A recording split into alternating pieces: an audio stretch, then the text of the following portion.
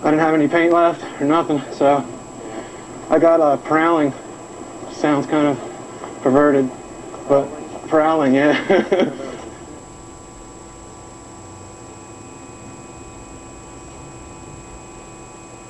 I'm going to tell you the story of Ty.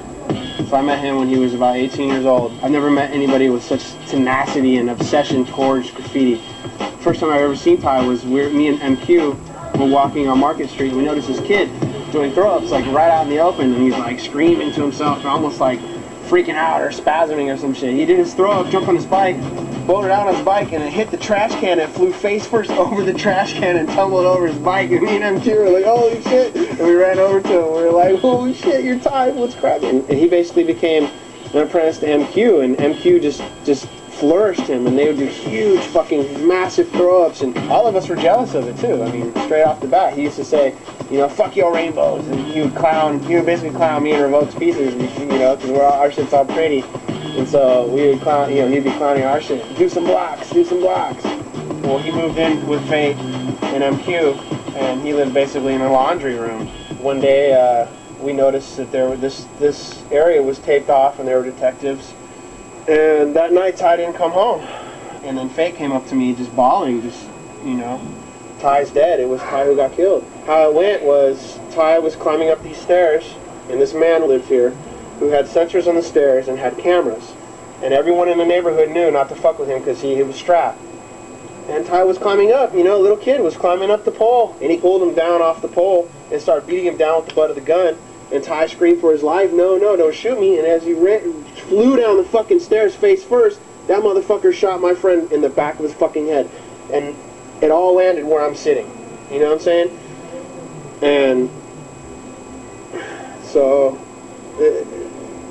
they didn't even fucking take him to jail. So Fate's girl his mom worked at the press, so we tried to hype it up that our little friend got killed doing graffiti. And the press didn't give a shit. No one gave a shit.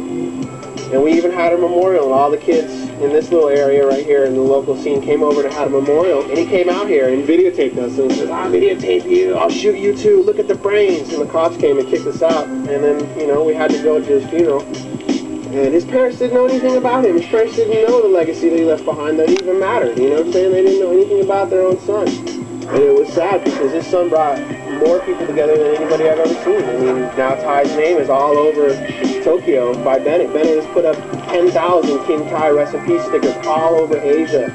MQ, Fate, and Bennett went behind the police impound where the shipyard is, basically, and it had these old abandoned ships. And the abandoned ship that they actually did these huge 22 feet tall by 180 feet long tie blocks on this ship. Makes me hate graffiti. Absolutely. Makes me hate graffiti because the bug and the will and the obsession that's in us puts us in harm's way. And we can't escape it. That's why I hate it. And that's why there are some things I regret. And if Ty was here, you know, it's like we're starting to become martyrs to a certain degree for this. I mean, it's becoming in that direction, you know? So, pretty much all I can say.